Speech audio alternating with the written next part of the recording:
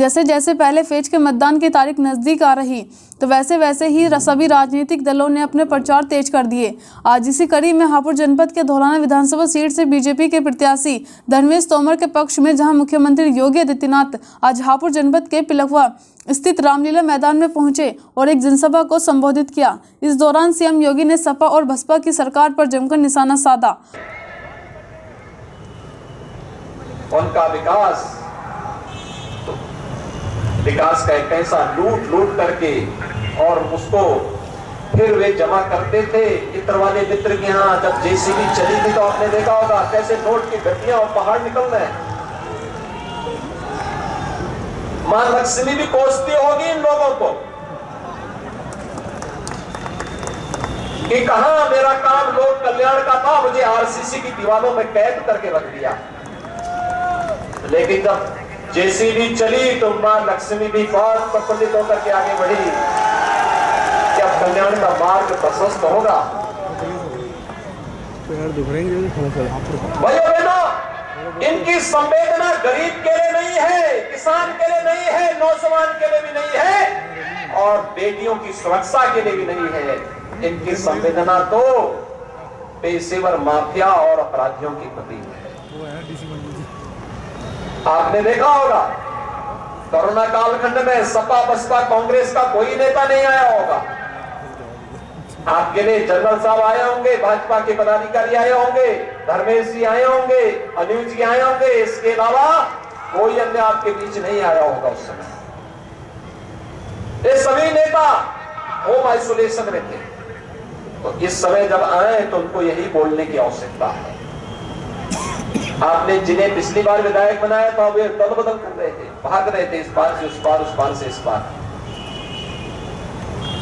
पिछली बार वे यही कर रहे थे और आगे भी उनको यही करना है।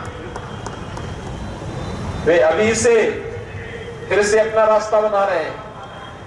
लेकिन मैं तो पहले ही बोल चुका हूं, जो दंगा के मंसूबे के साथ इस समय अपना सिर उठाने का प्रयास कर रहे हैं।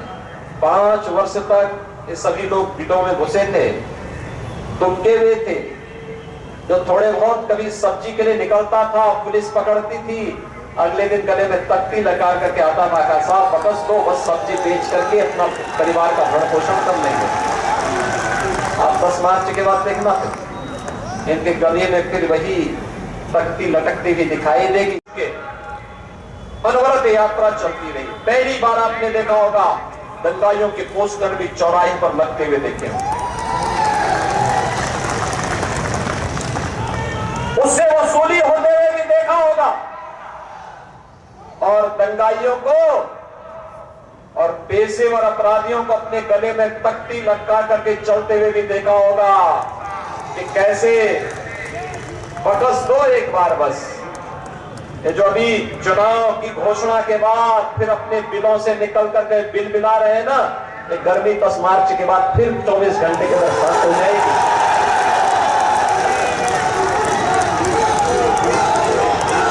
24 के बाद 25वां घंटा भी नहीं होगा।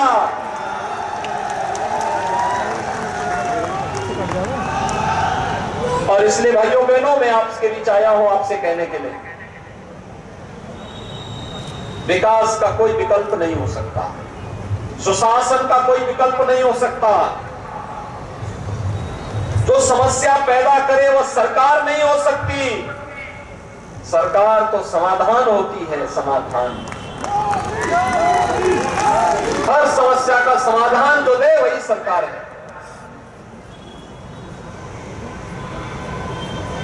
नौजवानों के रोजगार की समस्या का समाधान, अन्नदाता किसानों की समस्या का समाधान, महिलाओं की सुरक्षा का समाधान, बेटियों की सुरक्षा के लिए पुख्ता इंतजाम, व्यापारियों की सुरक्षा पुख्ता हो सके, शहीदों का सम्मान हो सके। लोग कहते हैं सपा का विकास और बसपा का विकास क्या था। मैंने कहा देखो सड़क पे तो नहीं दिखाई देता, ये जो एलिवेटेड रोड बन रही है ना, ये जनरल साहब के सांसद बनने के बाद बनी है।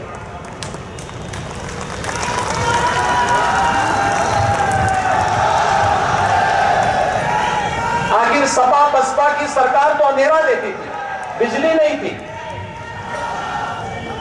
गरीबों के लिए राशन नहीं था, एक होड़ लगती थी जो मुख्यमंत्री बनता था, मंत्री बनता था, पहले अपना बंगला बनाता था, गरीब का बंगला नहीं बनता था, गरीब का मकान नहीं बनता था। हमारी सरकार आई, डबल इंजन की सरकार ने 43 लाख गरीबों को एक एक मकान दे दिया, 2 करोड़ 61 लाख गरीबों को एक एक घर में शौचालय दे दिया, 1 करोड़ वृद्धजनों को, विधवा महिलाओं को, दिव्यांग जनों को 12,000 रुपए सालाना पेंशन की सुविधा दे दी, 9 करोड़ गरीबों को 5 लाख रुपए का स्वास्थ्य बीमा का कवर दे दिया। ये फ्री है, सबके लिए है। वैक्सीन के बारे में जो बोलते थे ये वैक्सीन बीजेपी की वैक्सीन है, ये मोदी वैक्सीन है, उनसे बोलना चाहिए कि उत्तर प्रदेश में 99% से अधिक लोगों ने वैक्सीन ले लिए। मान के चलिए कि ये बीजेपी वादी हो गए 99% से अधिक लोग,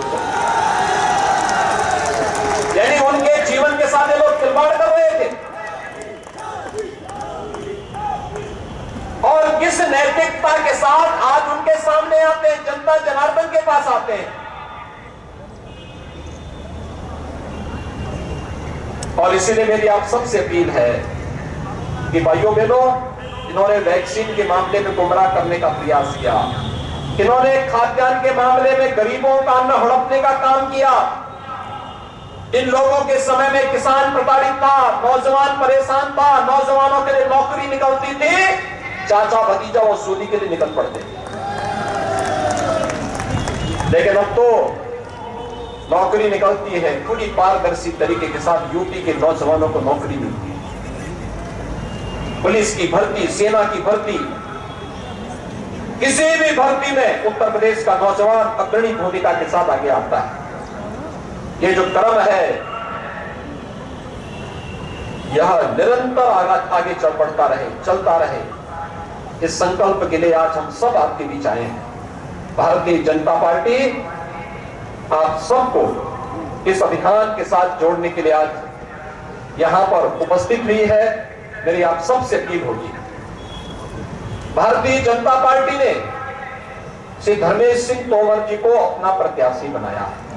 वे युवा हैं, जुझारू हैं, आपके व्यापक समर्थन को प्राप्त करने की क्षमता रखते हैं और जनरल साहब के सानिध्य में विकास और सुरक्षा का सामर्थ्य भी रखते हैं।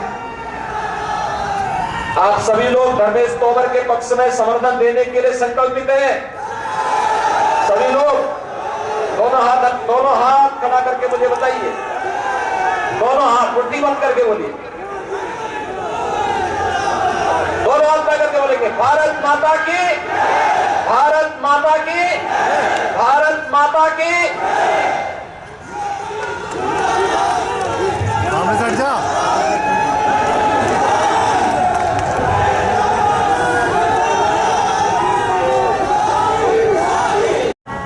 जनता चुनाव लड़ रही है।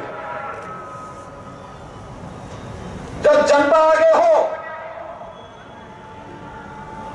और नेता पीछे हो, मान करके चलो लोक कल्याण का मार्ग प्रशस्त हो रहा है। यही लोकतंत्र है। जनता उत्साह के साथ है, एक ही संकल्प है, डबल इंजन की सरकार आनी ही चाहिए, भारतीय जनता पार्टी नेतृत्व की सरकार आनी ही चाहिए। और उसको देने के लिए ये जो नेता गुमराह कर रहे हैं, जिनकी टोपियां रंगी हुई हैं, मुजफ्फरनगर के दंगों के और राम भक्तों पर गोलियों से, उन लोगों को जनता के बीच में आने का तो कोई नैतिक अधिकार होना ही नहीं चाहिए, कोई नैतिक अधिकार नहीं होना चाहिए।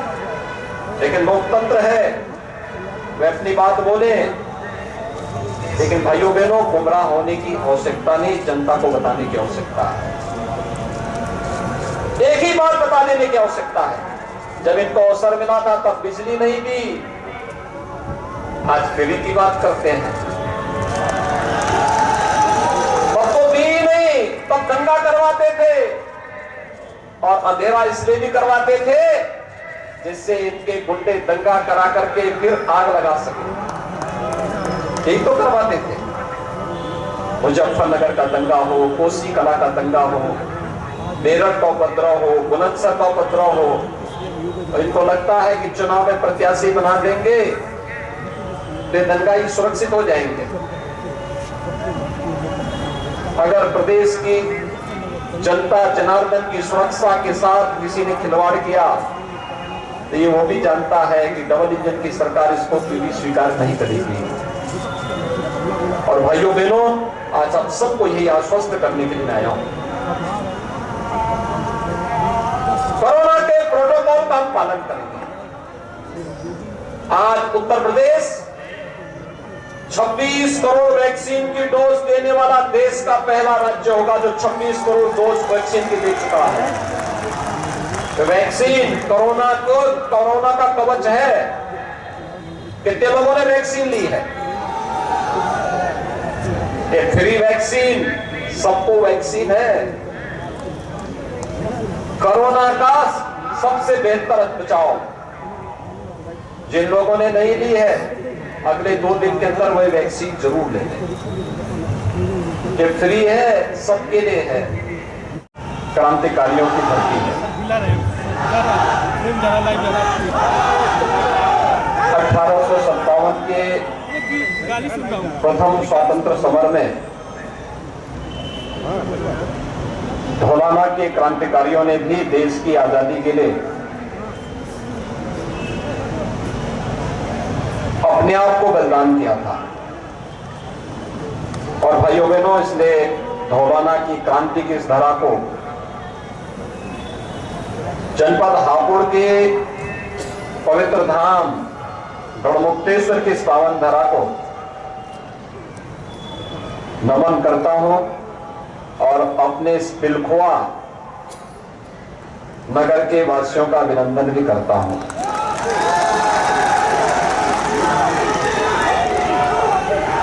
पिलखुआ नगर से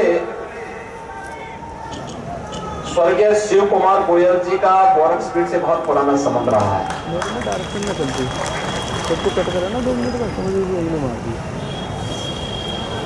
उनकी लेखनी उस कालखंड में भी राष्ट्रवाद की अलग जगाने का काम करती थी। और भाइयों बहनों, आज आपका सौभाग्य है कि लोकप्रिय सांसद जनरल वीके सिंह जी के नेतृत्व में आज यह क्षेत्र विकास की एक नित नई ऊंचाइयों को छूता हुआ दिखाई दे रहा है। एक पीस जो विगत विधानसभा चुनाव में रह गई थी और वह थी क्या धौलाना में भी भगवा लहराएगा। मुझे लगता है शाखा 84 ने अब तो संकल्प ले ही लिया है। और भाइयों बहनों, मैं इसीलिए आपके बीच में आया हूं आपसे कहने के लिए, क्योंकि चुनाव फर्क साफ है। लोग कहते हैं कि आखिर क्या है फर्क साफ। मैंने कहा देखिए, सपा की सरकार रही हो या बहुजन समाजवादी पार्टी की सरकार,